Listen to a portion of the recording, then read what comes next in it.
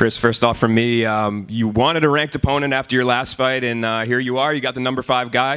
Is this the type of matchup that you were looking for? Yeah, definitely. Goiti's definitely been someone who's been on my radar since I joined the organization. So I'm glad that I got this matchup, and I look forward to going out there and asserting myself in the top 5. You had said that you wanted to fight Roger Huerta last fight because you thought it would help build your recognition, but as of right now, you're not ranked yourself. So do you feel like, again, this is just an opportunity for you to kind of build your name and get on people's radars? You've only had, this will be your 7th pro fight. Yeah, I think the rankings are kind of shit, to be honest. At the end of the day, you got to fight all these guys anyway. The only person that matters on that list is the champion. So as long as I keep winning, everything else will play itself out. And the matchup itself, can you break it down for me a little bit? He's a good grappler, you're a good wrestler. Do you think it is that simple, or is there more to this matchup? Yeah, I mean, it's mixed martial arts, right? I'm more than a wrestler. He's more than a high-level jiu-jitsu guy. I think, I know the fight's going to start on the feet, and then from there I'll kind of get to decide where it goes. I have my game plan. I'm sure he has his. It'll just come down to who executes theirs better. And I see you're repping Team USA up there. Any regrets, any itches that, I know you pivoted from the Olympic trials and decided to do MMA instead. Any regrets on that front? Yeah, no regrets, man. I'm in a great position. I'm blessed to be where I'm at. I just rocked the sweater to show support for all my friends that are out there at the Olympic Games trying to do their thing out there and bring home the gold for us. So, good luck to everyone out there. I wish them nothing but the best. We'll be competing, right around the same time, so hopefully I can get the job done and represent for them as well. Hey, Chris. I noticed there are quite a few lightweights on the undercard. Obviously, the champion of your division is fighting at the top of it. He's been at 145 for a minute now. Do you feel like there's a little bit more of a spotlight to let him know on Saturday that, hey, he's still got business up at 155? Yeah, he's been in this featherweight tournament for, I think, a little bit over a year. So there's kind of been some stagnation in the lightweight division. We'll see how this matchup with McKee plays out. I wish both of them nothing but success. But after he handles his business and I handle mine this weekend, then, I hope he's ready to have a quick turnaround, because I'm definitely looking to be contending for that belt pretty soon here. Do you think that he gets the job done against AJ? What was that? I'm sorry. Do you think he wins the fight with AJ? Yeah, I don't know. It's another one of those things where they both are more than capable of winning. It's just going to come down to who executes their game plan better.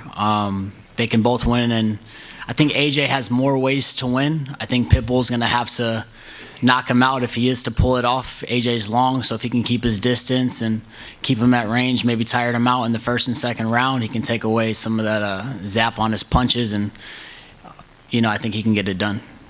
My final question. Obviously, there's going to be quite the crowd in Los Angeles for this fight. What are your thoughts on fighting in front of the fans in this capacity again?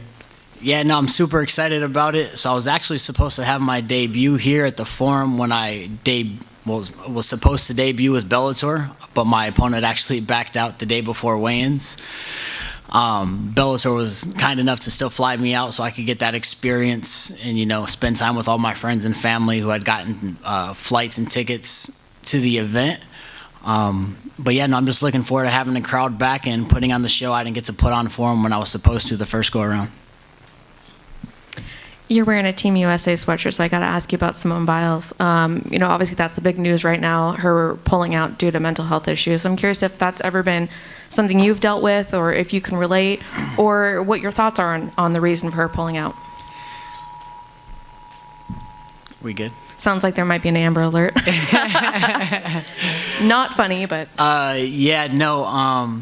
You gotta commend her. It takes a really strong-minded person. No pun intended. Obviously, talking about mental health, but I think you got to be pretty strong-minded to, just address the world and let them know that you're going through something that's bigger than yourself or bigger than the moment. And there's not many moments that are bigger than the Olympics. And for her to just honor and recognize that speaks volumes on what she's capable of mentally. There's not a lot of people who would have done that. I think she actually probably did the right thing. She gave someone else an opportunity that she may not have been able to perform to the best of her abilities. As far as personally, I think we all go through stuff mentally. I'd be lying if I said I've never struggled with anything mentally or physically for that matter. But it's just about how you respond. You just got to keep on going, put one foot in front of the next, and everything will play itself out the way it should. Chris, talk to me a little bit about what this fight means to you. Yeah, I mean, it's just another fight, right? I just want to go out there, put on an exciting performance for the fans, and show Bellator that I'm capable of these fights. I've been asking for bigger name fights and stuff that's going to propel me to title contention. So this fight means a lot. At the end of the day, I got a job to do, and I'm just going to go out there and get it done. How do you feel you match up against your opponent? Really well. I think I match up really well against all these guys. Being a high-level wrestler, I think I dictate where the fight goes. So that's an advantageous thing for myself. I can see myself winning this fight in a variety of different ways. So I think I match up really well. Hey, Chris, I was going to ask you, with your wrestling ability and his jiu-jitsu, obviously, is it going to cancel each other out? Are you guys going to bang? Are you going to catch him in transitions? I mean, I don't want you to give away the game plan, but, how are you going to stop that body triangle? And he's obviously going for your neck. Yeah, if you want to body triangle me, go for it. You're just kind of locking me up into a dominant position, in my opinion, and just allows me to do what I want to do, which is get off my ground and pound. I think the biggest thing is just not letting him get one or two moves ahead on the bottom. Just whenever we create some space, take that away and just stick to the game plan.